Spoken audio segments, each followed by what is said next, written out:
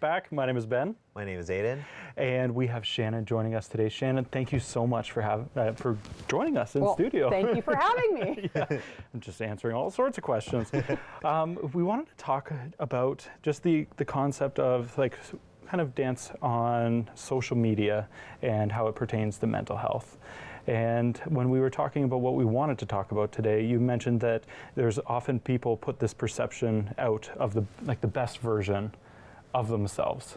Do you want to share a little bit about your thoughts that surround that? Sure. So I think we all see it, right? Mm-hmm. I think probably most people have some form of social media, and there's more and more as we go. Like there's Facebook and Twitter and Instagram, TikTok and Instagram and, et cetera, and all those platforms that are out there and amongst us, and all powered by really, AI, what really is behind that and whom are we seeing? And I think that we look at this and we see somebody on social media and we tend to want to show the best side of ourselves when we're on social media instead of showing the real side of us. Right. So, and then from the viewing part, that viewer sees, oh, look at them, look where they're going, or look at their marriage, or look at their kids, or and we don't see maybe the behind the scenes of that. And I think that really plays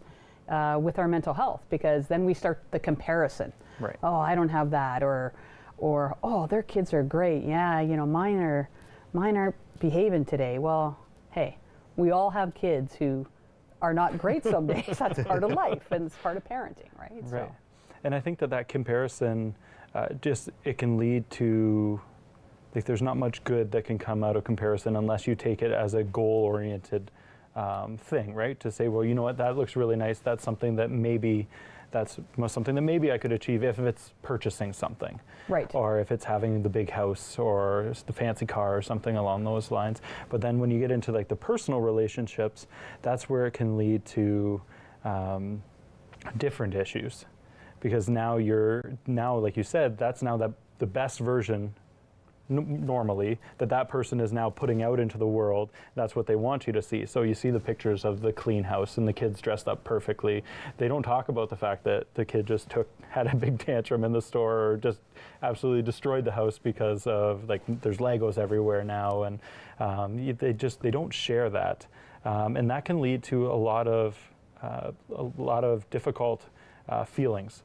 Specifically, we talked with somebody earlier, Megan, about life transitions. Yep. And specifically with becoming a parent, or maybe having a death in the family. I think for me, becoming a parent, there's a lot of different things that they don't tell you about when you go into that. So you didn't read the book, What to Expect, right, when you're expecting? Some of it. But for me personally, we had Theo came into the world, and then he was in the NICU for 7 days. Mm-hmm. And that wasn't something that was talked about. It was all happy, excited, pumped up conversation. You're bringing a baby into this world, it's going to be great. And then all of a sudden, it didn't go that way. And it was he came, but then he was whisked away. Yep. And it was dealing with that. I wasn't prepared personally for that. And the conversation's really morphing now, but I think it's important to be open about things that you've dealt with in that regard with your family, with your friends, not necessarily just on social media, but also just in your day-to-day life. Yeah, it's the vulnerability. Right, exactly. When we look at things, sometimes we want to have the perception that everything's okay. Mm-hmm. But typically, not everybody's life is always okay. Right. We all have struggles. We all have things that we want to have to deal with and need to deal with. And I think that's part of us maturing, learning, growing. Because if we didn't have those struggles, we would just be flat, right? Like all of this is a learning and growing experience, right? When we do something and we screw it up, that's okay. Right. Because that screw up probably taught us a lesson and taught us to do something differently going forward. So I look at things like that, and some people may look at that as failure. I look at that as, you know what? Not going to do that again that way. Yeah. Maybe try and do the same thing, but maybe in a different way. Right. Right? And then that becomes a little more successful. And if we look at goals and aspire to do different things, and there's nothing wrong with goals. I always look at, let's look at what we want to do or what we need to do, and set those goals and kind of set aspirations for ourselves.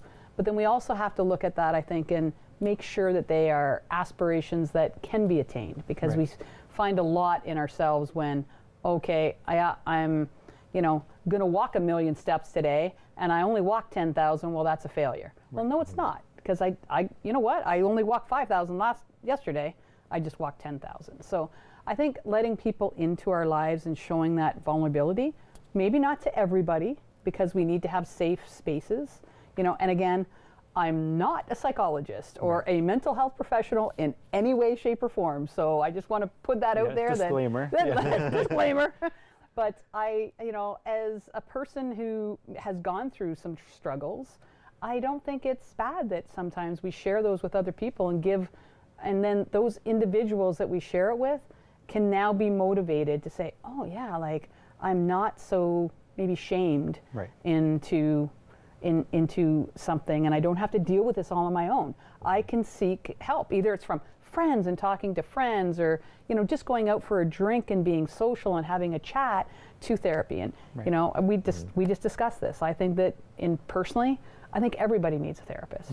I have a therapist I see regularly. There's times when it's I go in like this, and there's times when I go in and I'm crying, right? But I think it shouldn't be hidden. And I think that's, one good thing that's maybe come out of COVID is that our mental health situation has been heightened a little bit, and people can see that it's not shameful to have some mental health challenges.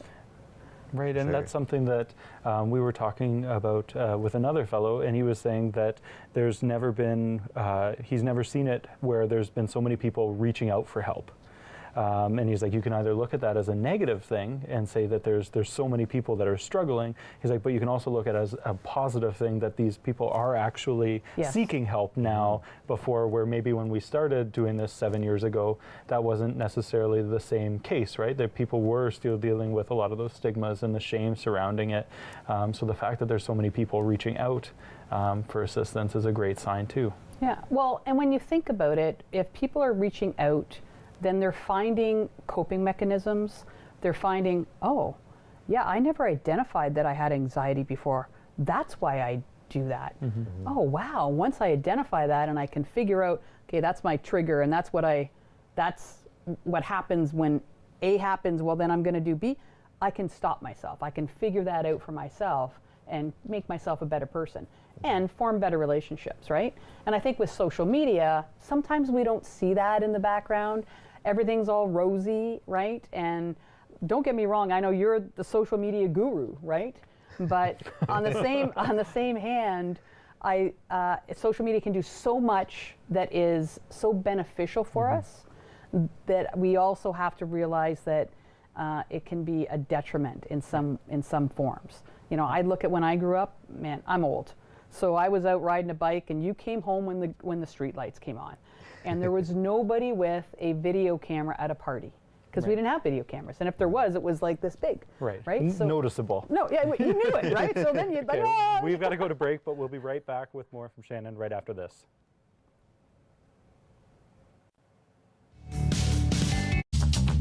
This program is brought to you by Ignite TV.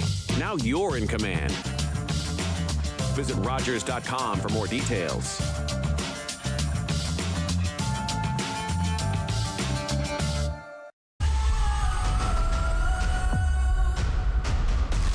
These guys are the best. That's their whole job. 'Cause I'm fighting for survival. Get me home to my baby. I promise. We do not have a lot of time. Let's go, let's go, let's go! I'm here. We're in this together.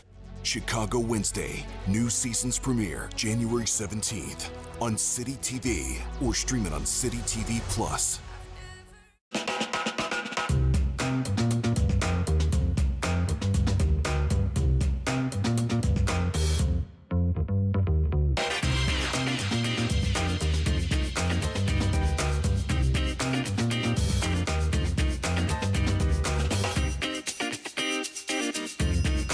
Join Carolina Suarez for Tapestry Hall Style, Wednesdays at 6:30 p.m. on Rogers TV. My Uncle Cheney was one of over 150,000 Indigenous children that were taken to residential schools between the 1800s and 1996. My uncle ran away from school wanting to get home to his mom and dad, and sadly he didn't make it and died of exposure. When Gord Downey found out about my late Uncle Cheney's story, he wrote Secret Path, a series of poems that became an album, then a graphic novel, a documentary, and a concert. Gord met my family, and together we formed the Gord Downey and Cheney Winjack Fund. Together we are sharing Secret Path and other reconciliation resources with legacy schools, setting up legacy spaces across Canada, and hosting events like Secret Path Week to inspire all Canadians to engage in reconciliation. Before he left us, Gord asked us all to do something. You're gonna figure it out. Will you join us? Together we can make Canada a better place. With Rogers TV, you can cheer on the home team from the comfort of your living room. We'll head to the rink, the field, the court, or the pitch, so you don't have to. Tune in and cheer on your local amateur athletes on Rogers TV. Think it's okay to drive high? Think again. Drug-impaired driving is as illegal as drunk driving, and in Ontario, the penalties are the same. If police suspect you're driving under the influence of drugs of any kind, or a combination of drugs and alcohol, and you fail a roadside test, your license will be suspended immediately for up to 30 days. You'll pay a penalty of $198. And you can be charged with a criminal offense of impaired driving, the same as alcohol. Driving high is never okay.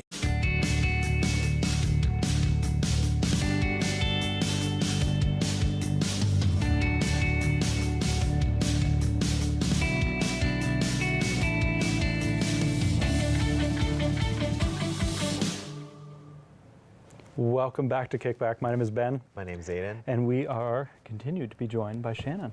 Thank you. Shannon, it's been wonderful having you in our wonderful living room here at the Rogers studio. Yes. Before the break, we were just beginning to talk about how different generations have interacted with social media in this sense. Before the break, you were mentioning that cameras were this big, right? And they weren't at parties in that sense where they were capturing every single move that you made. Correct. Yeah. And I think it's important to realize that as the generations and what has happened with social media and our young people that we have now, you know, we were just talking at the break about things like bullying and, you know, like here was a camera when I was going to a party. It was probably a bush party and we were probably running from the police. But anyways, here's cables didn't run that long, right? Yeah. And we scattered, right? Yeah. But at that point in time, you knew if somebody was videotaping. Now everybody has a phone, right?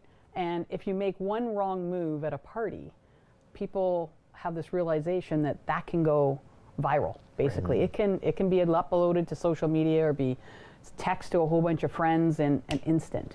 Whereas before what happened is, oh, you screwed up at a party or you screwed up somewhere and you made a, you know, I would say a jack, I won't say that, of yourself. Yeah. People forgot about it. Right. Yeah. Well, now it's still out there, and people can hide in social media, and even just people can hide behind the computer or their screen name, etc. Right. So I think it becomes much more difficult for our young generation to grow up. Now, maybe my parents said the same about me. Right. I don't know, right? But I look at social media, and there's so many good things, but there's so many things that can go wrong as well. Yeah, and then I don't know, like, it's like for me personally, and it's more so the comparison side that I see, right? You see everybody posting that happy picture, beautiful everything, and that's what you're looking at and you're seeing. But then when I was doing a little bit of research for this, it was like a lot of the stats came from like the ages between like 12 and like early 20s, and a lot of it was more so the online bullying and just the harassment that kids were seeing. And it was something, I think it was like 70% of kids reported that was something that they dealt with. And isn't that sad? Yes. Yes. Like you think about it, you know, 70% of our young population has to deal with some type of bullying that they can't even confront the individual who's bullying them because they're going behind the scenes and using different screen names, they develop a whole new Facebook. Well, if my Facebook, for them it's probably Instagram, right? Right, So, yeah. but, or Twitter or Snapchat or whatever that is, they're developing different names that you can't even see the individual who's bullying you. Right. And that makes it even harder. Yeah. And I don't know how, like personally, how I would deal with that if that situation were to happen. Right? Like it's just so, I don't know what the solution is around that other than, I guess, educating the kids and providing them with the tools and being that support system for if you have a family or if you're a parent and you have those kids, being able to have those conversations with your kids so that they feel that they trust you when they have those situations occur. Yeah. And I think that as we all went through school, we were probably at one point in time, without knowing it, either we're bullied or we were the bully. Right. At some point, we've all said something not nice to somebody and didn't think about it at the time and thought back and went, yeah, I probably shouldn't have said that. Yeah. Right? Well, then what's the harm of going back and saying, hey, Ben, you know what? I'm really sorry. I probably interacted with you not in an appropriate way. I was just upset about something. Right. Right? And I took it out on you. Right. Right? Because if I say something that's to you that is not appropriate, you're probably going like, man, what's going on? Like, am I really that way? Did I like? So it reflects, maybe back on the individual who is saying it, not the individual who it's putting towards. Right. Well, and just that idea that hurt people, right? Right. And normally it's like, I don't know what the stat might be, but it's like normally that person is coming from a place and it is that reflection of themselves that they are now communicating to you and putting you into that place. And so I think having that mindset and knowing that that's more than likely where that's coming from, it can really change your perspective. But I know for kids, that would be something that would be very difficult to navigate. Yeah. And it just, not even kids, but people in general. It's hard, I think, for people to step back and look at things because, when we're hurt, we kind of look at that and we dwell in it maybe a little bit and we go, well, look at what this person did or what that person did. And, you can look at that and take it and it can reflect back on the individual who hurt you. And I know sometimes, right, it's hard, but sometimes it's, it's just crap they're slinging because they're hurt inside.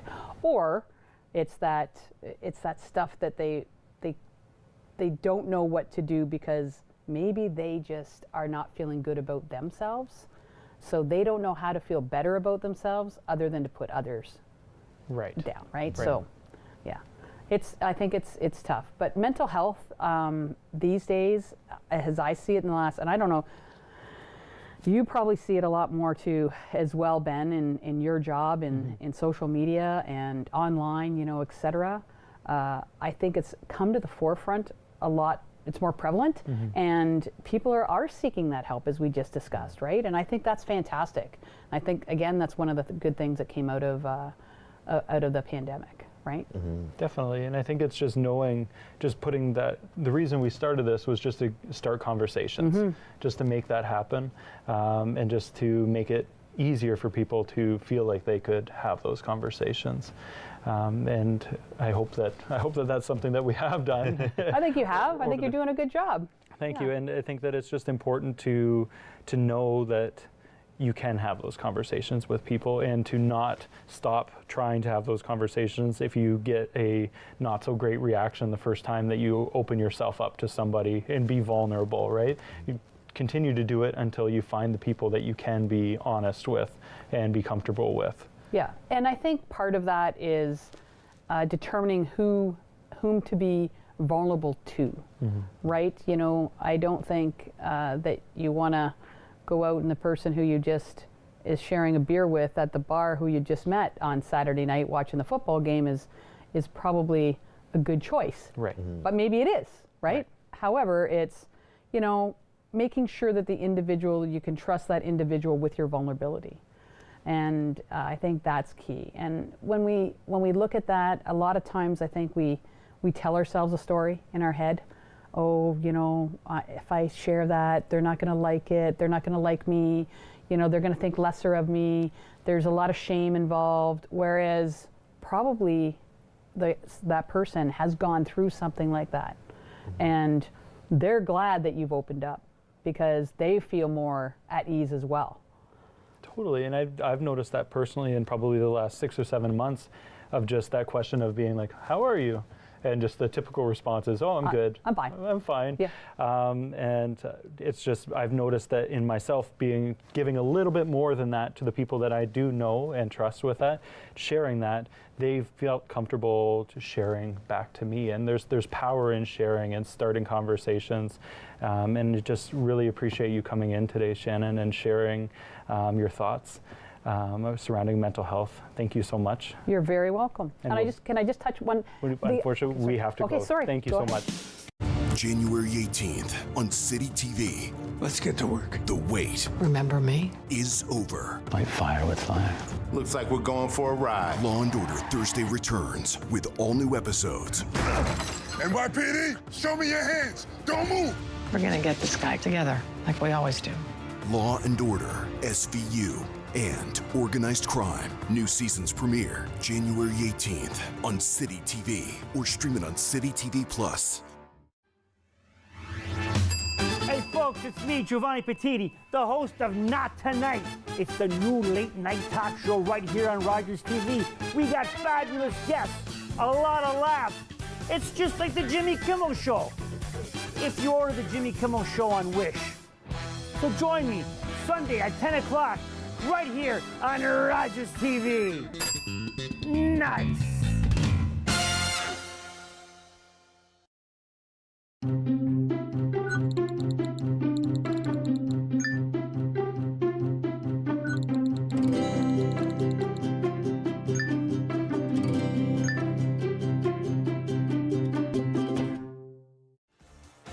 David here, reminding you that Lion City Bingo is right here on Rogers TV. We've got a new look, a new prize board. We actually have a full card game of $3,500. Indeed, biggest we've ever had. See you soon.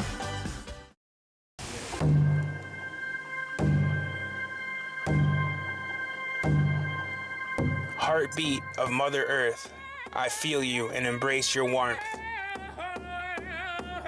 I see you dancing through the trees. Your song floats on the summer breeze. Community, we come together. We are the voice of our ancestors. Thankful for how much you bless us. Feel the thunder in the drum. All our voices sing as one. Feel the power, feel the pride. Feel the drumbeat deep inside. Feel the boom, feel the bass. Let's let go of time and space. It'll make you dance, it'll make you sing. Ode Wegun, Wedok Wishin. The drum will lead you, take you far. Always remember who you are.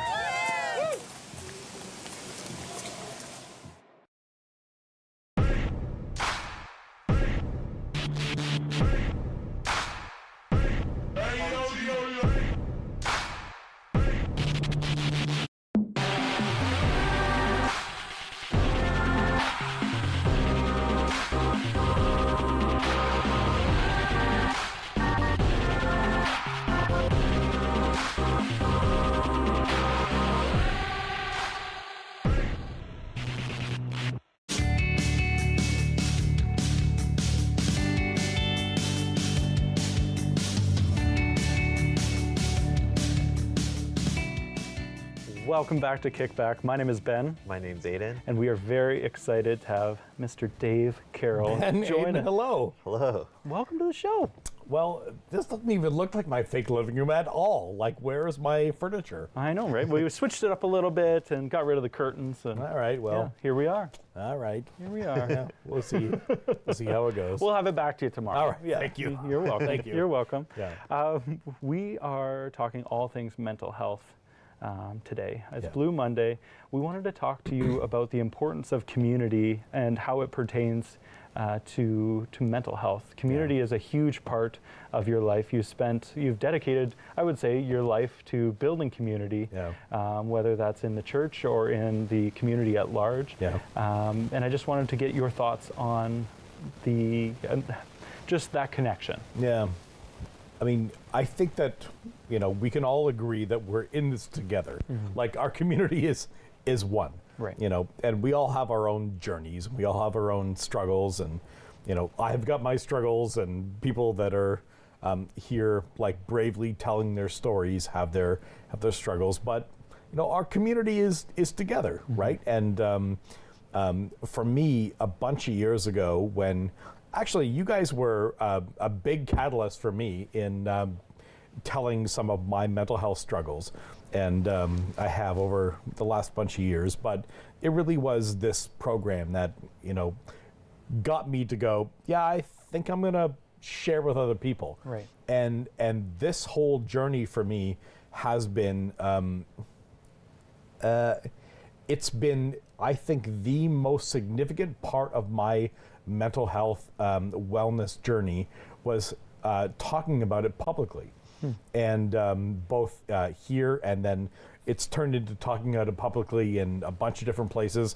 But being able to say, hey, I know that I'm not alone. Hey, I hope that there's other people out there. And then the response from other people going, yeah, you're not alone. That's the big hope, right? When you do things in community, you go, I hope it's not just me. And then please somebody else show up. yes, exactly. And then people going, no, it's not just you. Right. And that's been quite something. Like, even people, there's a good friend of mine that I went to like elementary school with. When I first did my discussion about social anxiety here on KickBack, that he got back to me and he said, yeah, just so you know, like, I'm there too. It was so affirming to me to be able to go, I guess I'm actually not alone. And community just means the world, really. Right. And why do you think it's important to share how you were feeling? Like, why was that important to you? Because isolation is awful. Right. Like, isolation is terrible. Like, in almost anything you do, if you feel like you're alone in it, like, I don't know whether there's anything in the world where you are actually alone. Like, there's a lot of people in the world. Yeah.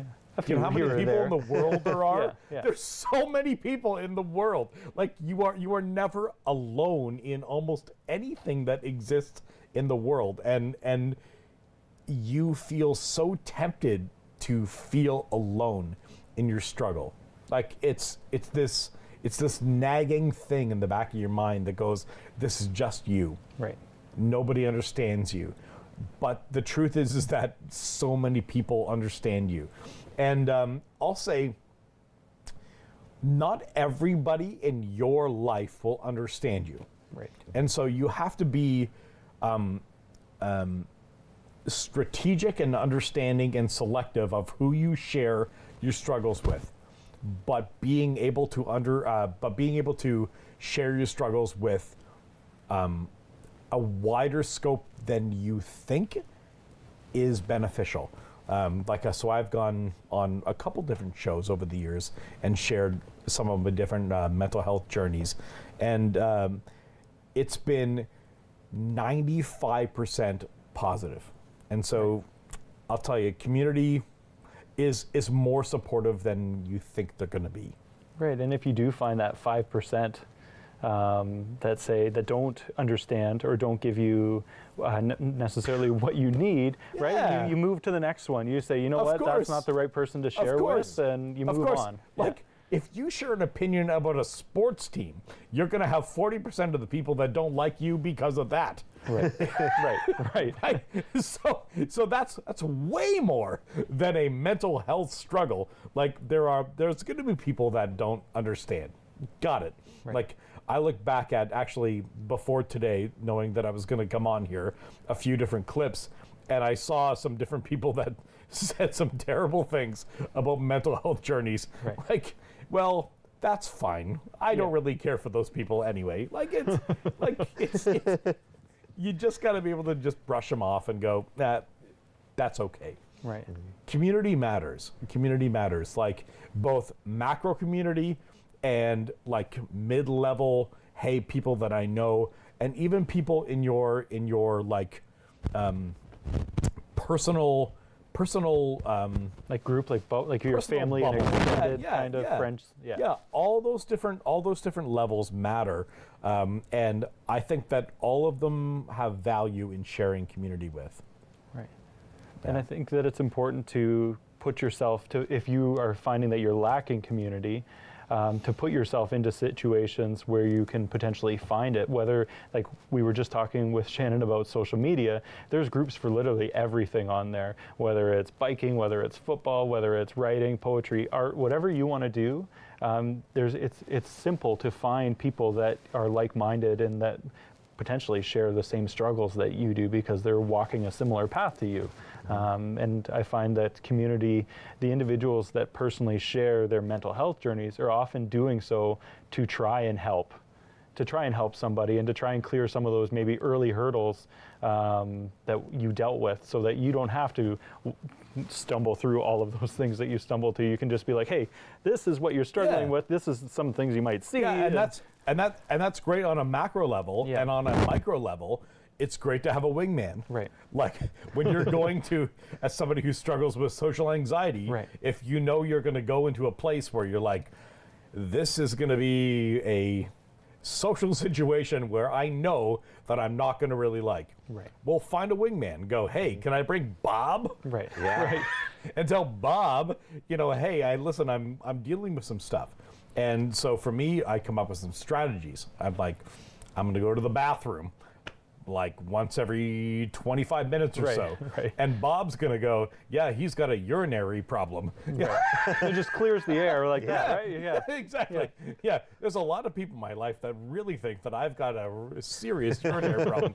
I don't. But I'm like, oh, that really helps me with my reset to be able to go back into a social situation. Right. Find a wingman. Find a wingman to be able to go, hey, we're going to go in, we're going to do this.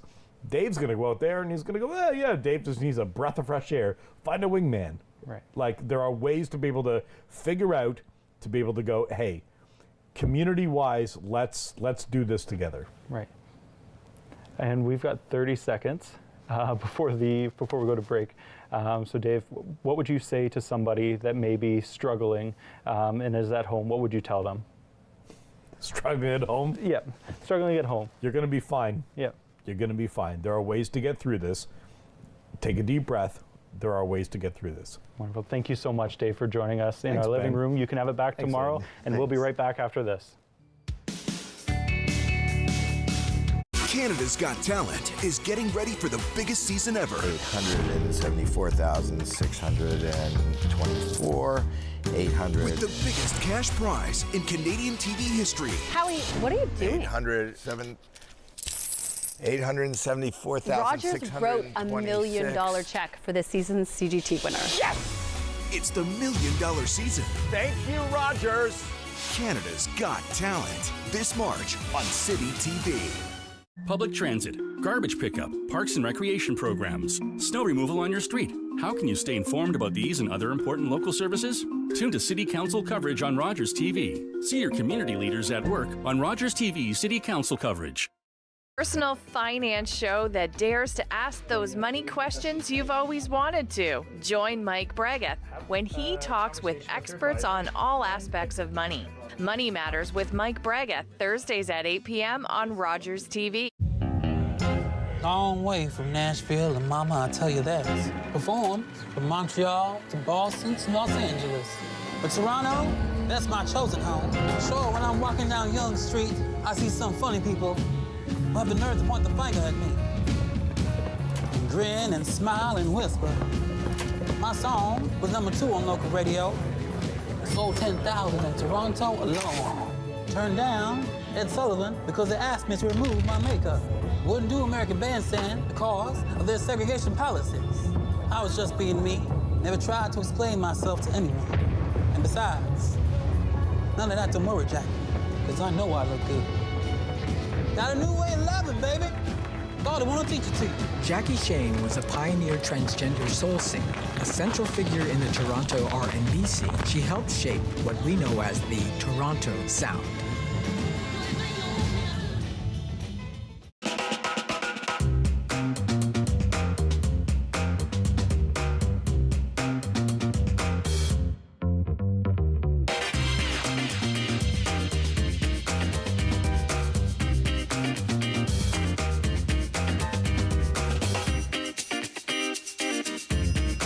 Join Carolina Suarez for Tapestry Hall Style, Wednesdays at 6:30 p.m. on Rogers TV. This is a perfectly healthy child. What's unhealthy are birth alerts, a racist practice that may stop this Indigenous mother from going home with her newborn.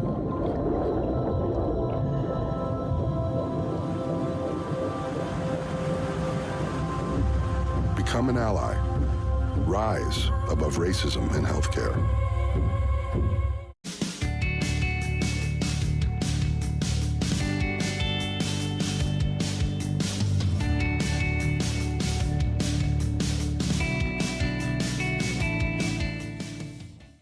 To KickBack. My name is Ben. My name is Aiden. And we are now joined by Mia of the Strength Girl.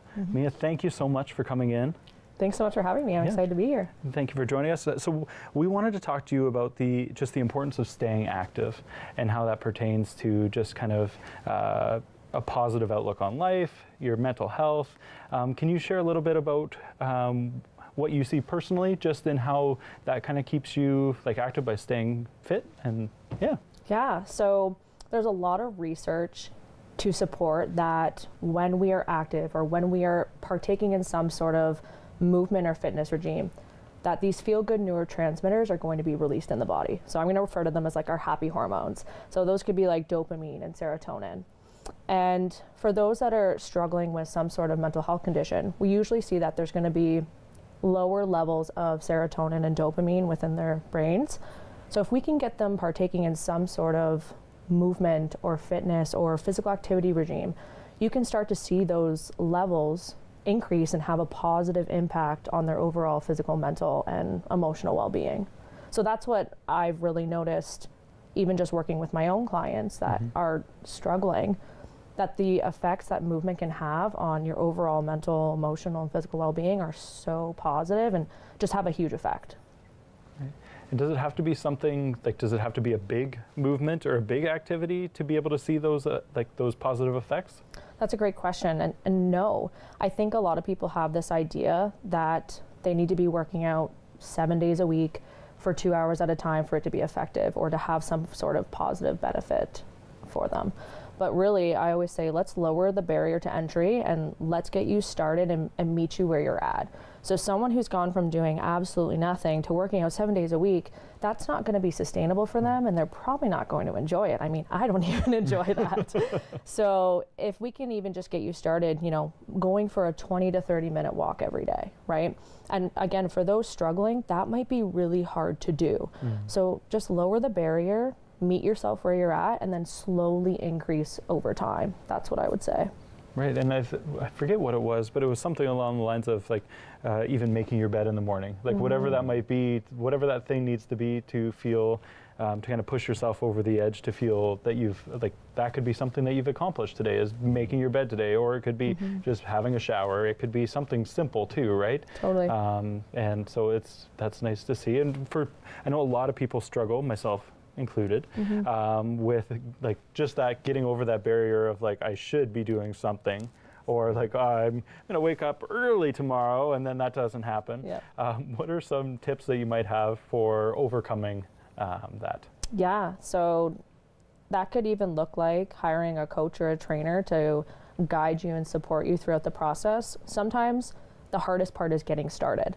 So if you can get your foot in the door and have someone there to help cultivate that positive mindset for you and support you along that journey, that could be really helpful. So whether that's me or someone else that you could hire to support you, I think that would be a great start. Or maybe you join a small group training type of program. And you're showing up to a class time, right? Maybe you recruit one of your friends to be an accountability partner for you, right? And there's someone that you can go to the gym with. That would be also a really great way to get started. I think also too, shifting your mindset from I should be doing this, or I need to be doing this, to I can do this, or this is something that really excites me, or this is something that I can do to prepare myself later down the line when I'm aging and I'm getting older, right? So I think just having a different mindset around it and asking yourself as to why. Why is it important to you? Why do you want to do this? why is this going to benefit you, versus seeing it as like, this is a chore that I have to do. Right. Just another thing. Yeah, totally. We already have enough things to do. Right. And I know that there's a number of like walking groups even where you can go and join, and it's a simple search on Facebook or on Google to be able to partake in that, and then it becomes a social activity too. It doesn't necessarily just have to be about the movement itself. Totally. Yeah, I know a couple here in Brantford, and I've partaken in some myself, and they're a really great way to meet new people and also get moving. So. Yeah, and so for you personally, why is it important for like you as the fitness, the coach, the trainer? What excites you about doing that and kind of helping people kind of clear those hurdles? That's a really great question. I just love watching people do things that they once thought they weren't capable of, right? A big reason as to why I work with my clients is to show them their true potential and what they can do. Because I think we all have these self-limiting beliefs in ourselves and thinking that like, oh, I can't do that. You see someone doing something, you're like, I can't do that. But over time, we can slowly and gradually build, and within a year's time, maybe you're doing something that you once thought you never could have done, right? So that's a big reason as to why I love what I do. And I just love, I primarily work with women. So I just love seeing women hone in on their power and realize how strong and capable they truly are. It's one of my favorite things. Right, and I feel like mental health can lead to that feeling of isolation, of being alone in what you're doing, and can really push those negative thoughts and feelings on yourself. And participating in something like whether it's classes with yourself or a walking group can really be empowering for those individuals too. Totally, and give you another sense of purpose. Right. And yeah, I think I just love it. It's awesome. And it's really about small steps. Yes. I think, and that's what this entire production is about taking those small steps, whether it be a conversation and opening up yourself to somebody and saying, you know what, Aiden, I'm struggling with this, and I don't know necessarily, you don't necessarily have to feel like you need to fix it, but just the power of me saying that that's what I'm struggling with can go a long way. For sure. Yeah, and I think that that's why it's so important to kind of push that snowball, whether it is strength training or any part of fitness. It's about just starting, and it's about just getting that ball rolling and just creating those conversations so that they can then grow. And if that small step that you start today is just getting out of bed in the morning or making your bed or having a shower, that is a step that you've taken towards becoming wherever you want to be, whether that's better or whether that's just continuing and growing and learning. Totally. I think strength training can be a really great catalyst for showing you what you're truly capable of and building that momentum to find something that's sustainable long term. I feel like a lot of people, again, like I said, go into this thinking that they have to do all of the things, when I like to treat it as a domino effect, right? If you can nail down one habit first, make that habitual, and then continue to add something more and knock those dominoes down the line, and then they become like second nature. So even before I start working with a client, like you said, asking what they're struggling with, where do you find that you need the help? Where do you find that you're lacking? And just getting an idea of where they're at and meeting them where they're at versus overwhelming them and saying that you need to be doing all those things. Let's focus on what's super important for you first, and then we'll continue to build off of that once they become habits and routines. And for the people that are at home watching this, where can they find more from you? Yeah, so I'm mainly on Instagram. I'm there way too often, but you can find me at The Strength Girl, and then also on my website, thestrengthgirl.com. I'm also on Facebook, I'm on Threads, I'm on all the things. But yeah, my website, thestrengthgirl.com. Perfect. Thank you so much, Mia. It sounds like strength training is like a really perfect metaphor for individuals in mental health and what they're working for. And we just really appreciate you coming in and sharing today. For sure. Thank you so much for having me. Thank you. Thank you. And with that, we'll be right back.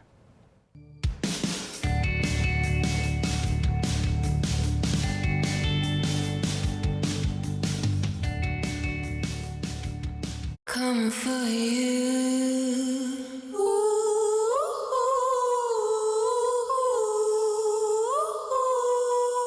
Coming for you.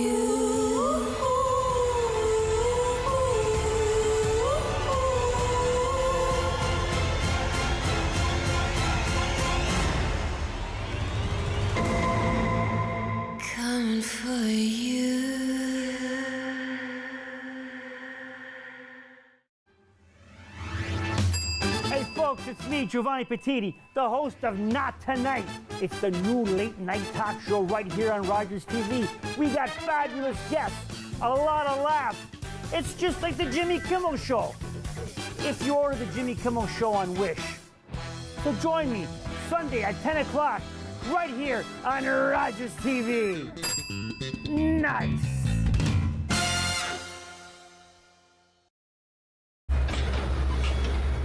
This is a brain in urgent need of mental health care. But because 3 out of every 4 Indigenous people experience racism in healthcare, she may not get the help she needs.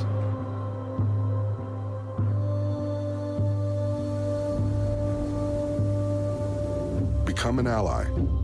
Rise above racism in healthcare. My name is Chase Nicholas. I am a Mi'kmaq hockey player. Growing up, I always remember my family talking about the Mi'kmaq as the creators of the game of hockey. In grade 7, I did research on Mi'kmaq hockey sticks as the first sticks of the NHL. I found a Mi'kmaq hockey stick made in 1917, the same year the NHL was formed. I was surprised to find out the very stick I was holding was made by my great-great-grandfather, Alexander Cope. In 1934, an elder known as Old Joe Cope wrote a letter to the Halifax Herald claiming the Mi'kmaq created hockey. I found out later that I am a direct descendant of Old Joe Cope. There was a time when Mi'kmaq children were torn from their families and not allowed to speak their language, losing their words and stories. But the stories are coming back to us. Stepping on the ice, I take pride knowing the roots of the game of hockey stem from my ancestors in the Mi'kmaq Nation. Hey guys, Steph here from The Cruise TV, the show where we talk about the people and stories behind the coolest cars on the road. Join us on Sundays at 8 p.m. For frank discussion on Canadian politics and issues that matter to you, tune in to Addressing the Issue with Andy Streisfeld, Fridays at 6:30 on Rogers TV.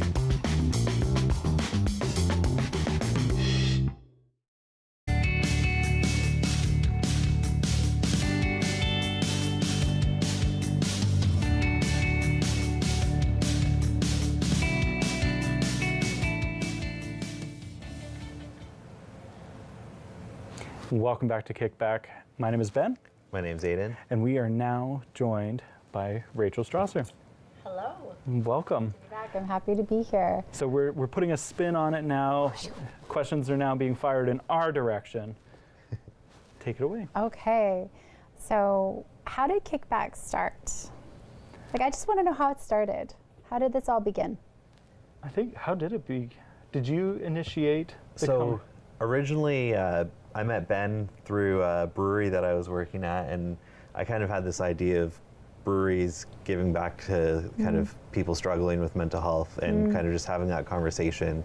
And I was shot down by the people that I was working with at the time, and started chatting with Ben about like what could we do. And Ben was working with Rogers doing a show back then, and was like, what if we did this kind of like mental health marathon, tying together all these people that we connected with over the time, and 7 years later it became Roger said yes, now. Patty said yes, and then somebody else said yes, and then I don't think we really knew what we were getting into when we opened that up of like 12 hours of live television, and so there's a lot to that, and there's a lot to that if it was something that was lighter, right? If it can be a very heavy subject, and so 12 hours of emotional conversation and hearing people, sometimes the people that come on to KickBack and they share what they've struggled with, their personal stories. I have so much respect for them coming on and sharing, because a lot of them, those are their deepest, like darkest secrets. And for them to share those things, like we've had individuals come on and share for the first time publicly that this is something that they deal with. That their families don't even know about. Right, yet. exactly. Right. And there's a lot of shame and there's a lot of stigmas that still surround mental health. And I think that was a big part of why we did start this, was to kind of get those conversations going and to just see where it leads. But as far as the marathon goes, that was definitely, we didn't know what we were getting into with that. And it's been a lot of fun, and we've met a lot of great people, and it's been really interesting. And we've got to see people's growth over the years and kind of how they develop and where they go from the first year all the way up till now. Right, in both a professional and a professional, as in like a therapist coming on maybe 7 years ago for the first time and sharing what they want to share, and just the body language, the difference compared to showing up this time being way different, and just the confidence and the comfortability, or the individual sharing their personal story. And even though it's been X amount of years in a row that we've heard that story, they've been adding and they've been working on themselves and building on that, and it's really empowering to see that. And then also to see the people that have maybe were in a dark place 6 or 7 years ago, but are now on the other side of that, and that's no longer their story. Like that's a part of their story that's there, but it's no longer what they don't identify with that. Right. Right. Right. And you said and it's so true with mental health and the sharing of struggles, and there's a lot of shame which is being broken down by having this open kind of forum, sharing, hearing stories, and people becoming empowered through learning about different tools and opportunities for them to feel supported. But I feel like this production really counters in a beautiful way the weightiness of that by bringing light to the subject and seeing the evolution of different stories over the years and having those individuals come back. And there must be, on your part, every year getting to see that growth and the change in those individuals and their stories, a lot of takeaways for yourself. And I wanted to revisit the story you shared with me, Ben, about interviewing John Ball. And we talk about being really open and candid and vulnerable, and mental health as this thing that most people, I would say everyone, struggles with mental health from time to time, some more than others, but that it not being something that we openly talk about. And wherever you are on the spectrum of like severe depression and anxiety to just being in a funk, sometimes that becomes your norm and you don't realize you're in that place until somebody shares your stories or touches your life in a way that kind of wakes you up and empowers you to start doing the work in your own life, to whether that's reaching out to somebody or starting a group or just listening to someone's story. And I know you shared with me that John Ball touched your life in a really neat way when you interviewed him, and I was wondering and hoping if you'd share with us today. Definitely, and it was really neat because over the course of the 7 years, there was not necessarily something that directly impacted me personally that I heard a story about. Hearing the stories that were shared may have been something that family or friends had struggled with, and that was part of why we started this too. And like the passion came out of that, of showing that there's all sorts of opportunities for help and assistance, and that you're not alone, and that there's lots of opportunity to try different things. But for me, when I interviewed John, it was something he talked about, having that voice in your head, those negative thoughts, and he described it as being the intruder. And for him, it was actually everybody's already heard a story, but the idea of the voice started off quiet and it got louder, and it led to the point of him having like thoughts about suicide. And for me personally, talking to him and hearing him share his story about how he had these negative thoughts and how that they had been growing and how they just affected his life and kind of stole his confidence, in a sense, that was something that all of a sudden it clicked for me, that I have been hearing this voice in my head. And this voice has been negative.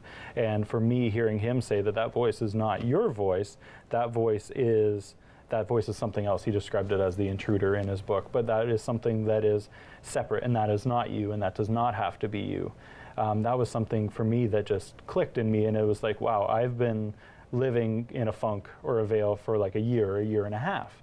And it's just like my confidence was stolen out of that for whatever reason. I don't know what changed or what shifted, but that was just something that I had grown into, and those negative thoughts had creeped in, and it was just something that I had really been kind of unknowingly struggled with. But when John started to talk about what he was dealing with, it was something that I was like, oh, shoot, the last year and a half, what have I been doing, right? And just that's how I've been feeling. But I didn't know that I was feeling that way until somebody talked about the fact that they were feeling that way. It had become part of your norm. Correct.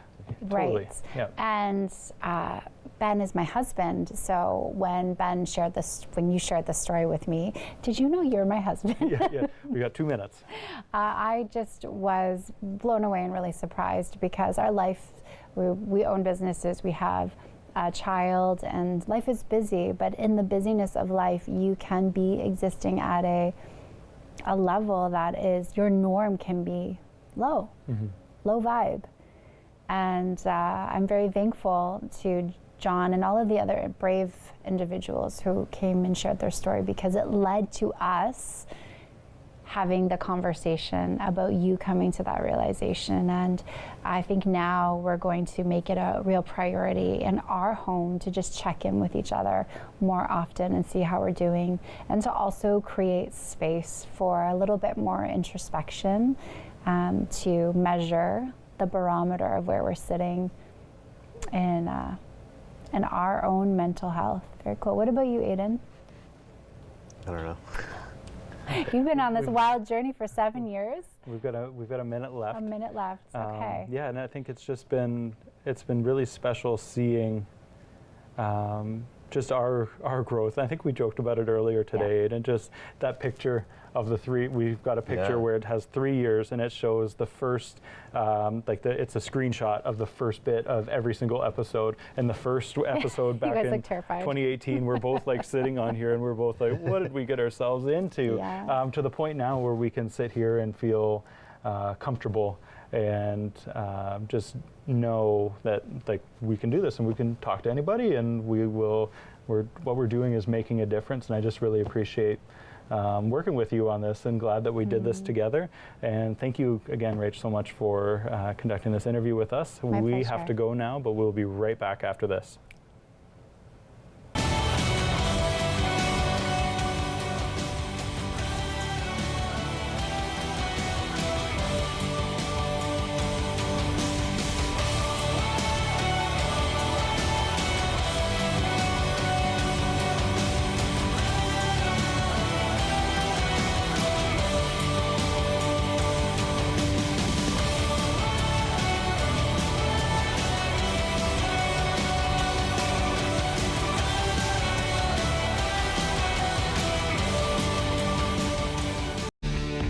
Connect with us by visiting our website or email us at comments@rogerstv.com.